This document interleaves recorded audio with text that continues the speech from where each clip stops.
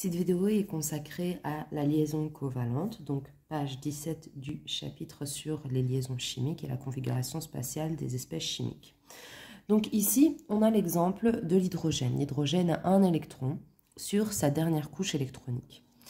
Ici, pour avoir une dernière couche complète, qu'est-ce qu'il pourrait faire? Si par exemple on se fie aux liaisons ioniques, il pourrait voler un électron de l'autre atome, avoir lui un duet d'électrons, donc une dernière couche qui est complète. D'accord? Je vous rappelle qu'une dernière couche complète, c'est 2 électrons sur la première couche, si l'atome n'en a qu'une, ou 8 électrons sur sa dernière couche. D'accord?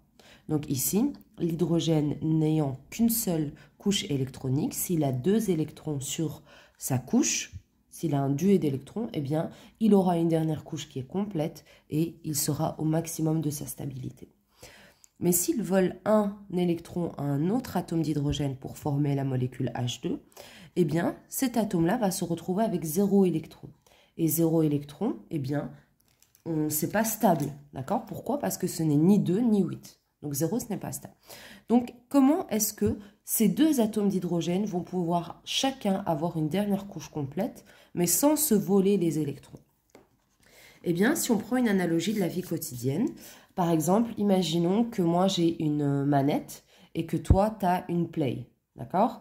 Et que tous les deux on veut jouer, mais qu'on ait exactement la même force, qu'on ne puisse pas se battre pour se voler la play ou les manettes l'un à l'autre. Eh bien, le seul moyen pour pouvoir jouer, ça va être de mettre en commun la manette et la play. Et ici, c'est ce qui va se passer en fait. Les deux atomes vont mettre en commun leurs électrons de la dernière couche et donc les électrons vont appartenir autant à l'un qu'à l'autre en fait. Vous voyez? Donc, ils vont tous les deux avoir 2 électrons. Et cette mise en commun d'électrons, on appelle ça la covalence ou la liaison covalente. Ok? Et donc, la paire d'électrons qui lie les deux atomes, eh bien, on appelle ça la paire liante. D'accord? La paire liante. Donc, ici, on va représenter en rouge les électrons célibataires, comme à chaque fois. Donc, cette liaison, comme on a dit, ça s'appelle une liaison covalente. Et donc, cette paire d'électrons, elle appartient à chacun des atomes impliqués dans la liaison. Donc, chaque atome possède un doublet d'électrons. D'accord? Donc, les électrons appartiennent autant à l'un qu'à l'autre. Donc, ici, on a l'exemple de la formation de la molécule de HCl. Donc, comme d'habitude, on va représenter en rouge les électrons. Donc ici, on a les paires non liantes, qui sont celles qui ne participent à aucune liaison. D'accord? Et ici, grâce à la mise en commun des 2 électrons célibataires, on va avoir formation d'une paire liante ici en vert. Donc, paire liante, paire non liante. OK?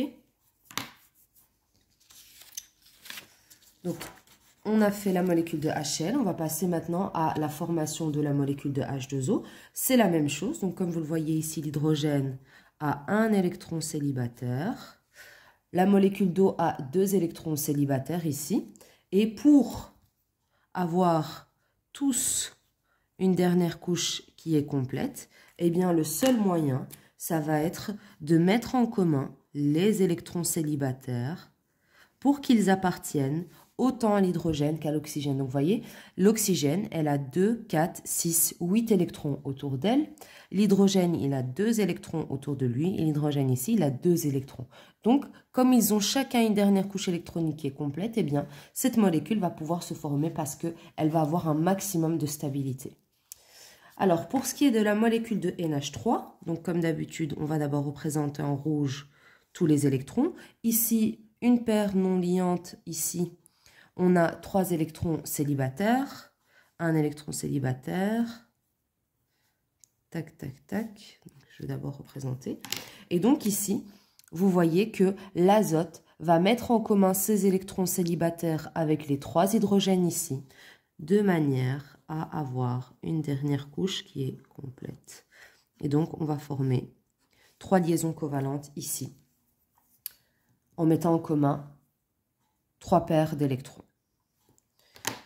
Donc, les composés dans lesquels les atomes sont liés par des liaisons covalentes, eh bien, on appelle ça tout simplement des composés covalents.